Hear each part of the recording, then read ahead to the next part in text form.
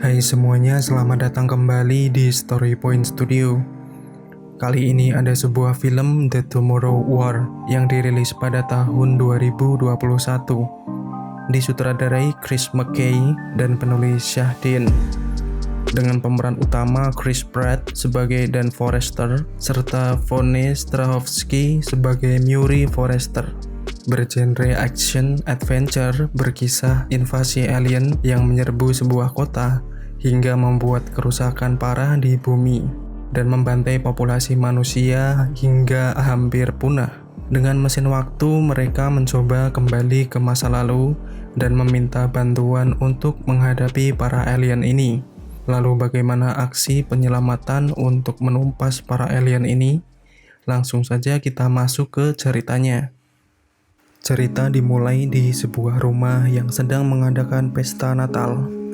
Suasana tampak ramai dan meriah. Pria ini bernama Dan Forrester yang berbincang dengan kekasihnya. Mereka mempunyai seorang putri cantik bernama Murray Forrester. Dulunya Forrester adalah seorang mantan prajurit yang pernah ditugaskan di Irak. Saat ini Forrester sedang mendaftar pekerjaan di sebuah laboratorium. Saat itu ada panggilan pekerjaan di laboratorium dan ia tak ingin menyia-nyiakannya. Dan saat ditelepon, pekerjaannya dibatalkan karena ada orang lain dengan latar belakang yang jauh lebih sesuai dari Forrester yang diprioritaskan. Ia pun kecewa dan kembali masuk ke rumah. Ia duduk dengan anak dan kekasihnya untuk berbincang dan menenangkan diri. Saat mereka sedang menonton bola, tiba-tiba ada sesuatu. Di dalam stadion muncul prajurit yang menggunakan senjata dan menghimbau pada orang-orang di sana jika mereka datang dari masa depan dan mereka sedang berperang menghadapi alien. Mereka meminta bantuan kepada orang-orang di sana untuk ikut berperang di masa depan. Berita mulai tersebar dan semua negara memperkuat militer untuk mengirim mereka ke masa depan. Namun hanya dalam 8 hari, mereka mengalami kekalahan dan hanya sedikit yang selamat dan kembali lagi. Populasi dunia masa depan diperkirakan hanya tersisa 500.000 orang. Kekacauan dan protes dari massa di seluruh dunia sekarang terus berlanjut. Pemerintah mulai cemas karena dunia saat ini terlihat masih baik-baik saja dan belum terjadi perang. Keesokan harinya, Dan Forrester sedang mengajar di sekolah dan terlihat siswa sama sekali tidak antusias karena semua orang sedang direkrut menjadi prajurit, baik muda atau tua, untuk berperang dengan alien. Saat itu ia pun dipanggil. Forrester dibawa ke suatu gedung dan ditanya identitasnya untuk direkrut menjadi seorang prajurit. Ia diminta duduk dan memasukkan tangan ke sebuah alat. Ternyata mereka dari masa depan dan dapat mengetahui semua identitas Forrester, termasuk kapan ia meninggal. Tangannya ditanamkan sebuah benda agar ia dapat berteleportasi ke masa depan. Forrester menemui kekasihnya dan meminta agar ia tenang, karena ini merupakan sebuah tugas dan tak dapat mengelak. Ia mencoba menghibur putrinya, namun Murray juga tahu jika ayahnya direkrut dan sedih. Forrester pun berpamitan untuk pergi. Para prajurit yang direkrut berkumpul dan dilatih secara singkat untuk menggunakan senjata dan peralatan perang. Ada seseorang bernama Dorian yang sudah 3 kali melakukan misi peperangan ini. Alien yang akan mereka hadapi memiliki ciri fisik layaknya landak putih. Saat beristirahat, terdengar sirine agar mereka segera mempersiapkan diri. Rencana pemberangkatan dipercepat karena lab yang meneliti alien itu sedang diserang. Mereka berbaris di sebuah ruang dan terlihat gelombang yang luar biasa untuk melompat ke masa depan. Saat mereka memasuki gelombang itu, terdeteksi ada kesalahan koordinat pada sistem mereka. Lalu tiba-tiba, Forrester dan rekan lainnya terjatuh dari langit dan mengakibatkan banyak korban berjatuhan di sana. Untungnya ia jatuh di kolam renang. Banyak prajurit lain yang terluka dan terlihat sebuah perkotaan yang hancur. Pusat militer mencoba menghubungi mereka dan menyuruh Forrester dan rekan lainnya untuk segera berpindah karena akan ada pengeboman. Forrester menjadi komando karena telah berpengalaman dan mencoba melewati jalan untuk masuk ke gedung laboratorium. Mereka mulai memasuki gedung dan terlihat banyak benda tajam menempel di dinding. Terlihat banyak prajurit yang tewas bergelantungan di sana. Mereka harus cepat menemukan beberapa peralatan laboratorium segera. Nora dan Cohen yang berjaga di luar melihat landak putih itu dan memberitahu rekan lainnya. Akhirnya Forrester menemukannya, dan mereka segera keluar dari sana karena akan ada pengeboman oleh pesawat. Mereka bergerak menuruni tangga darurat. Tak disangka, ternyata landak putih berada di atas mereka. Forrester menyorot ke atas, dan tiba-tiba terlihat makhluk dengan ekor dan gigi yang sangat tajam. Serangan pun dimulai. Landak putih itu mengejar mereka. Walaupun terus ditembaki, terlihat sangat susah untuk membunuhnya. Satu persatu rekan yang ada di sana dibunuh. Ukuran makhluk ini pun terbilang besar. Di lorong, Forrester terus menembaki sampai pelurunya habis. Rekan lainnya pun ikut membantu dan akhirnya berhasil. Titik lemah landak putih ini adalah di bagian leher dan perut mereka. Ternyata di luar terlihat sangat banyak makhluk ini. Forrester dan rekannya mencoba berlari dan menuju tempat aman. Tim dari pesawat tempur sudah mulai bergerak untuk menjatuhkan bom di sana. Landak putih ini mampu menembakkan duri yang mematikan. Saat itu bom mulai dijatuhkan dan Forrester beserta rekannya mencoba terus bergerak. Terlihat begitu banyak sekali makhluk ini berlarian. Forrester ingin menyelamatkan salah seorang rekan. Saat itu situasi terlihat sangat kacau. Bom pun dijatuhkan dan menghempaskan mereka. Forrester dan rekannya berhasil diselamatkan dan berada di sebuah kamp perawatan. Ia berjalan keluar dan ia disuruh untuk menemui seseorang. Tanpa disangka, ia terkejut karena di sana justru ia mendapati putrinya yang sudah tumbuh dewasa dan menjadi seorang kolonel untuk memimpin militer. Ternyata selain sebagai kolonel, ia juga seorang peneliti bioteknologi. Di ruangan, mereka menemukan sarang landak putih betina, dan mereka akan melakukan penangkapan di sana. Kolonel Murray ingin menangkapnya hidup-hidup untuk penelitian dan menemukan toksin untuk membunuh mereka.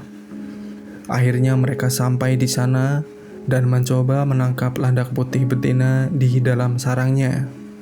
Dengan susah payah para prajurit di dalam mencoba menangkap, namun mereka dibunuh. Murray turun untuk membantu, namun tetap saja mereka kesulitan menghadapi makhluk ini. Di atas helikopter, Forrester melihat banyak sekali landak putih yang datang. Ia pun langsung turun untuk membantu. Akhirnya mereka dapat menangkap hidup-hidup dan membawanya. Namun mereka juga dikejar landak putih lain yang jumlahnya sangat banyak.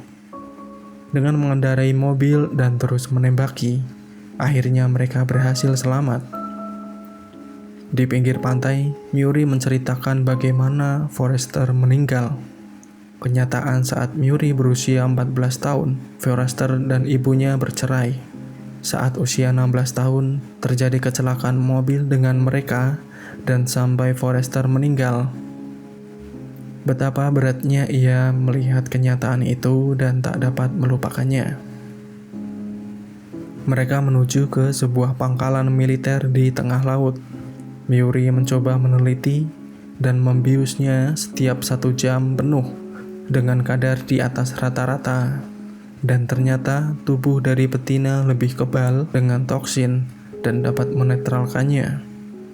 Miuri terus melakukan penelitiannya dan gagal. Namun ia tak menyerah begitu saja dan terus melakukannya sampai akhirnya ia berhasil. Ia menyuruh Forrester untuk membawa toksin itu kembali ke tahunya agar dapat diproduksi secara massal.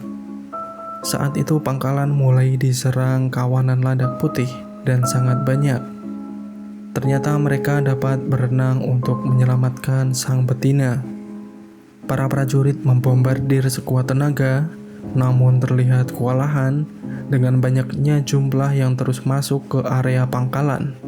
Forrester dan Miuri mencoba mempertahankan mesin waktu. Landak putih terus mengejar dan menghancurkan semua pasukan di sana. Sampai akhirnya Forrester dan Miuri terpojok. Miuri terkena duri yang ditembakkan landak putih sampai terjatuh. Ia terluka parah dan dibantu Forrester. Situasi mulai mencekam saat sebuah kapal menabrak dan menghancurkan pangkalan. Miuri sudah tak sanggup melanjutkan misinya, dan Forrester sudah tak punya waktu lagi dan akan otomatis kembali ke masanya dengan mesin waktu. Tiba-tiba landak putih menyerang Miuri, dan tentu saja sang ayah sekuat tenaga berusaha menggapainya. Namun saat itu, Forrester kembali ke masanya dan meninggalkan Miuri tewas terbunuh. Mesin waktu di masa depan telah hancur dan mereka tak dapat kembali ke sana. Maka Forrester menyuruh prajurit di sana untuk memproduksi massal toksin itu. Ia mengharapkan dapat menghentikan landak putih itu di masanya sekarang. Forrester kembali ke rumah dan menemui keluarganya dengan perasaan sedih saat melihat Miuri yang masih kecil. Forrester bekerja sama dengan rekan sebelumnya untuk menemukan kapan tepatnya makhluk ini muncul di era mereka, dan mereka ingin segera memusnahkan landak putih itu. Ternyata setelah mereka menyelidiki, kemungkinan makhluk ini sudah berada di bumi ribuan tahun dan tertutup di sebuah tempat di Rusia. Forrester mencoba meyakinkan pemerintah untuk membantunya menemukan tempat itu, namun hal mengejutkan dari pimpinan justru ia tak ingin membantu, karena itu mustahil dan militer dalam kondisi yang tidak stabil.